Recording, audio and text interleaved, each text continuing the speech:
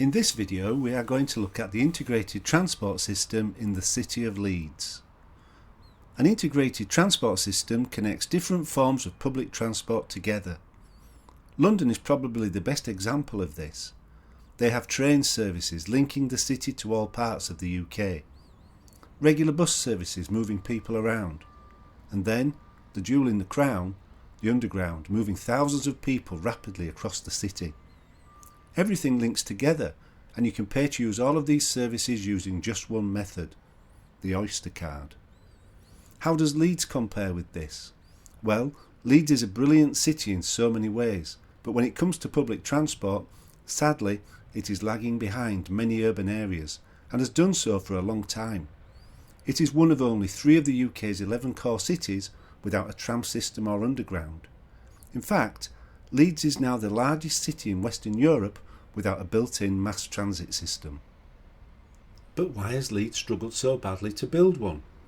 Electric trams had existed in the city from the early 1900s, before services were abandoned in the 1950s. Since then, numerous attempts have been made to get the people of Leeds back on public transport. The city proposed a bus rapid transit network in the late 1960s, which would have acted as a network of express buses, as well as an early form of park and ride scheme. Unfortunately, the services were ultimately cancelled. Then the council came up with plans for the East Leeds Light Railway scheme in 1987, but this met with strong objection and was dropped. In the 1990s, a large mass transit idea emerged known as Supertram. Funding for the scheme was approved by government in 2001, but increasing costs saw the scheme scrapped in 2005. Finally, in 2012, government ministers gave the green light to a £250 million electric trolleybus scheme. It was hoped that by 2018, electric buses powered by overhead wires would be running across the city on a north-south route every 6 minutes during peak times. But this was scrapped 4 years later when Transport Ministers accepted a planning inspector's recommendation that the scheme should not go ahead.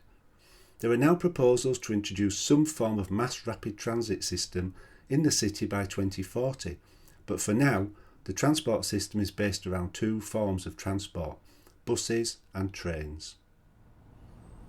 Bus services on the main routes in the city are already frequent, and Leeds is well connected to other urban locations in West Yorkshire and further afield. Plans are afoot to revolutionise the bus system by building 5 new corridors in key locations across the city. Wherever possible, they'll be widening the roads without reducing the number of lanes, so they can make bus journeys quicker, easier and more appealing. The routes will be introduced in stages and aim to promote more greener, efficient forms of transport to help tackle congestion, air quality and health issues.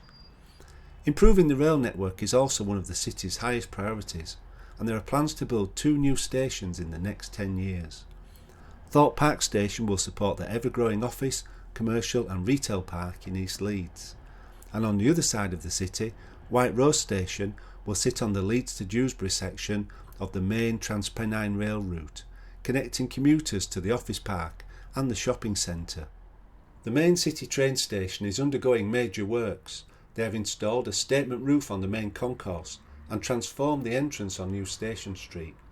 Soon the station will have a new platform, a new track and an upgraded signalling system to offer travellers a more reliable service thanks to a £161 million investment from Network Rail.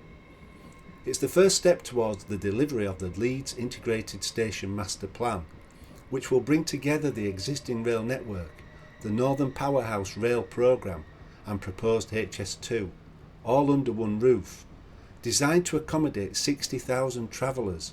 That's twice the number who use it now. Without doubt, the introduction of park and ride facilities at 2 locations in the city have been very successful. Visitors and workers in the city centre can park for free on the outer edge of the city and enjoy fast and easy access to the centre by bus at reasonable prices.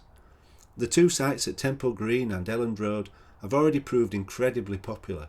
In fact, they're so in demand that both sites are set to be expanded in the future, and a 3rd site at Sturton is now being created.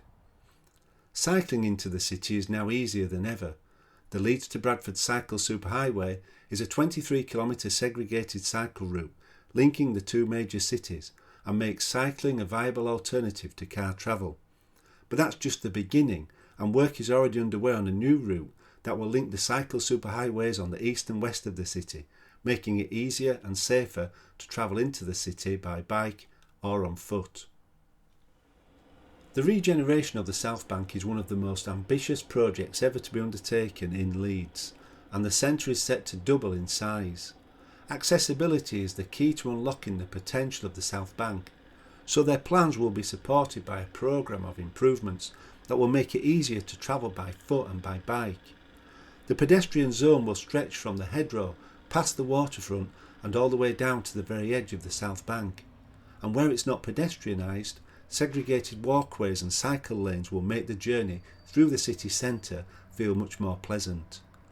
However, some criticism has been raised, and that there is too much reliance upon walking and cycling in the city centre, and that it will not be possible for some people.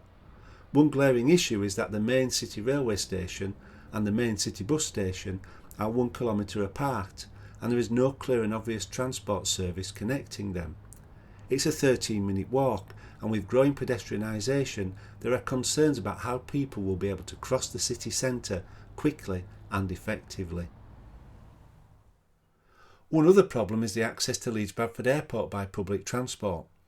Over 4 million people passed through Leeds Bradford Airport in 2018, and that number is expected to rise to over 7 million by 2030.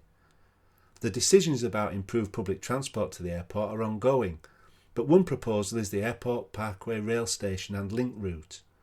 Under this plan, a new stop on the Harrogate line would be created, and the station will be designed with travellers in mind.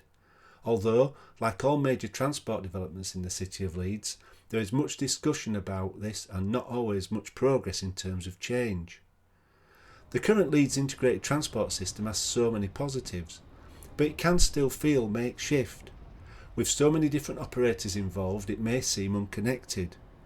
The introduction of the M card, a single way of paying for travel in the city on all forms of transport, has been a big step forward. More steps like this are needed.